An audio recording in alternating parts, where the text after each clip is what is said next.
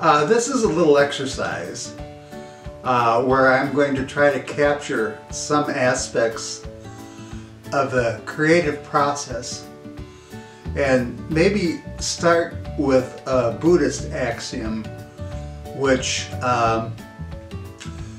basically says that everything changes and nothing remains the same. And this was posted March 4th, 2018. And you'll find that this sounds a little bit harsh initially. And I don't feel this way when I'm thinking about it now, but I do in the instant. So let me start with this. This is a little exercise in applied synchronicity, which I will define as a process of seemingly unrelated events being drawn together by an imperceptible yet meaningful pattern. Further, I will use my ordinary language to avoid falling down the mine shaft of philosophical digression. My little discussion describes some events, observations, conversations, along with reflections that took place over the last several days as I walked down the mean street and dark alleys of a public intellectual, and it ended with the dissolution of a friendship of a lifetime, and awoke within me the sleeping giant, setting within my heart a fearful resolve not to have my work of a lifetime, creative lifetime, trivialized by those who claim to be my friends. Well, if you notice that tone, you might think that I seem a little pissed off. And if I look back at it, yeah, I was. Because sometimes I found the situation where people are sort of embarrassed by me, by my enthusiasm, by my intensity. And they find themselves not wanting to be seen with me or associated with me, and I don't seem to care too much. When I first met my wife, she was kind of like that. And I remember a girlfriend before her, as we were breaking up, she said, "But please, Phil, I'll be seen in public with you." But what I want to say is the person who I said claimed to be my friend is my friend. And though he may have been embarrassed by the way I was promoting his book and forced me to say, well, in fact, this is Phil Kaveny you're talking to, and you're lucky that I'm doing your book, I found myself getting an affirmative response from a scholar I expected very much, just at this time that my friend was being made, was feeling uncomfortable, being made to feel uncomfortable by me. So I think we have to remember that and say, well, the net process of all this was something good happened. And the guy who claimed to be my friend is my friend. I just won't work so hard for him. And I have plenty of other people that deserve my work, like my blog master Brandon Hovey, for example, I will relentlessly promote and aren't the least bit embarrassed by my enthusiasm. Okay, I want to get to something else now that I'm going to talk about interacting with people. And that's one of the things I do a lot. My technology is sort of a way of reaching out to people. And one of the people that I hold in the highest esteem is a guy named Don Goodero. He's in his early 80s. He's retired. He draws full Social Security, which isn't very much, really, considering all the stuff he's done in his life. And he drives 40 hours a week all over the country, delivering essential technology to like medical centers or industrial centers or even organ transplant centers.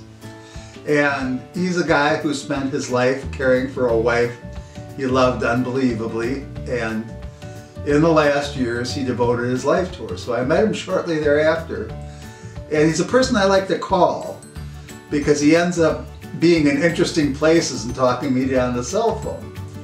So I called him last night, and he said he was watching this really neat movie called Goosebumps.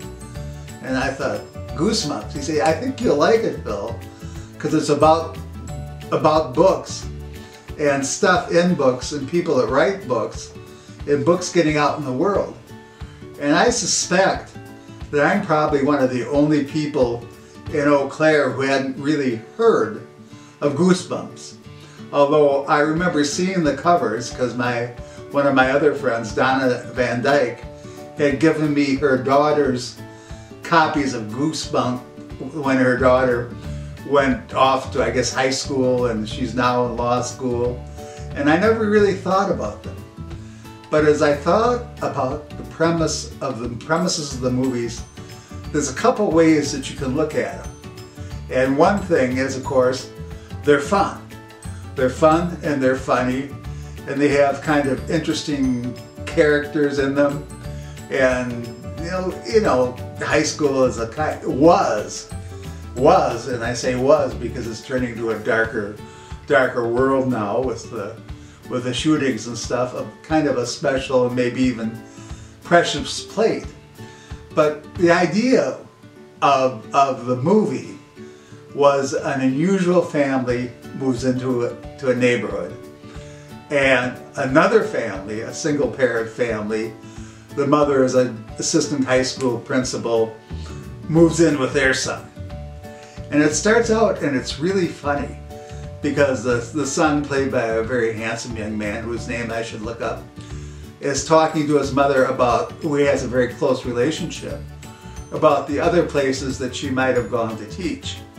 And he lists, like, oh, I don't remember, really bad places, border communities, Detroit, inner city, North Korea, they didn't call back, so they're stuck in this place with this very unusual neighbor. Now, to get under the text of the high school romp movie, the neighbor writes books, and he's the sort of the stand-in for the children's writer S.L. Stein. But the idea is that the character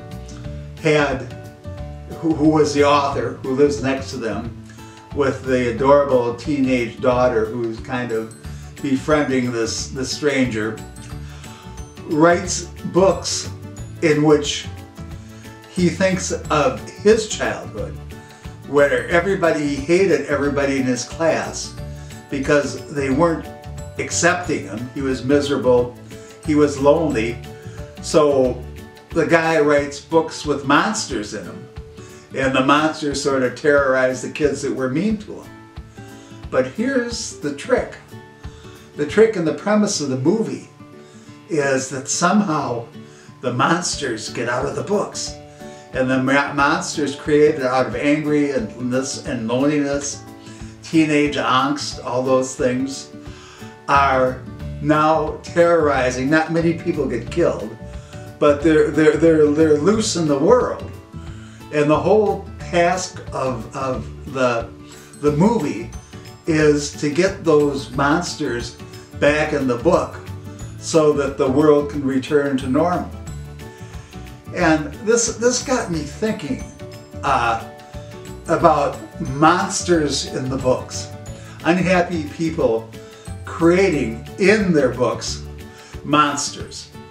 And the monsters then become out of control. And it reminded me of a number of historical people who might have been angry, disappointed, and alienated. And I think, I'll take an example of a certain 19th century, he was born towards the end of the 19th century, and he was Austrian.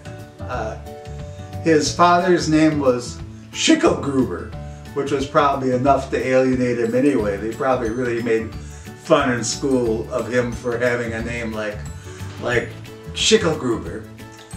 And he had very limited talent. And when his father died, his father was very old, he left his son and his mother with a very limited pension.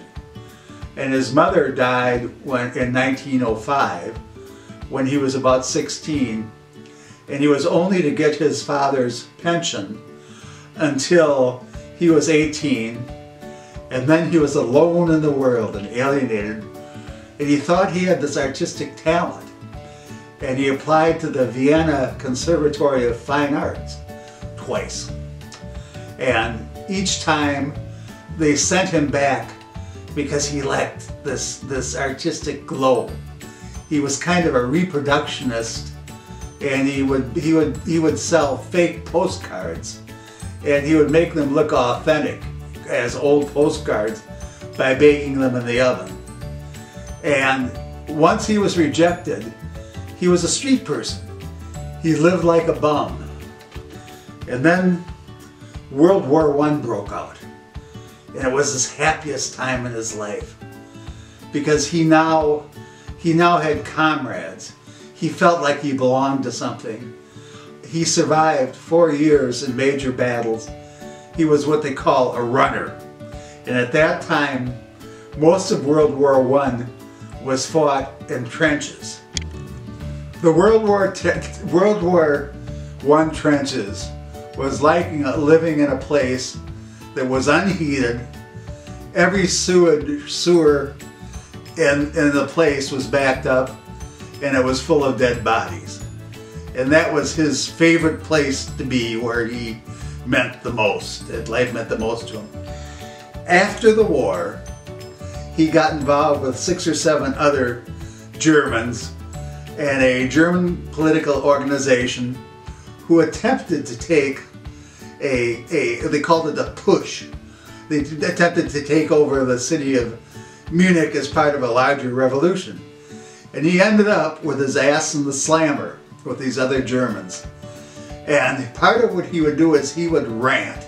He hated the Jews. He hated everybody. He hated that Germany lost the war.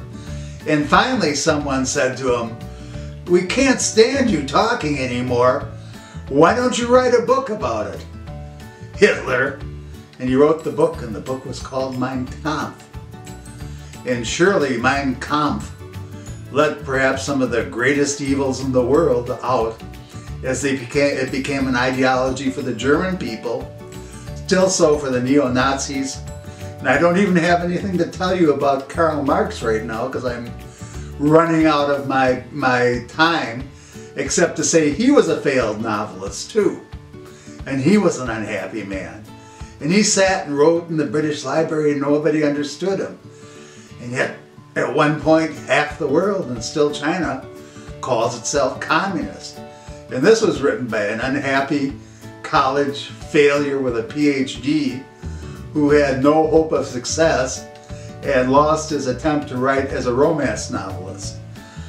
And that's what you can do with kids' literature, and that's why we should all read it and talk to each other about it. I didn't know this yesterday, and now I'm doing a TV program on it. I guess I am a little arrogant. That'll be it for today, and thanks for watching, and I really enjoyed it. I hope you liked this on S.L. Stein, and please subscribe and support this. And I need to do something for my crew because they're hungry, so let's have some donations, support, review books, the whole thing.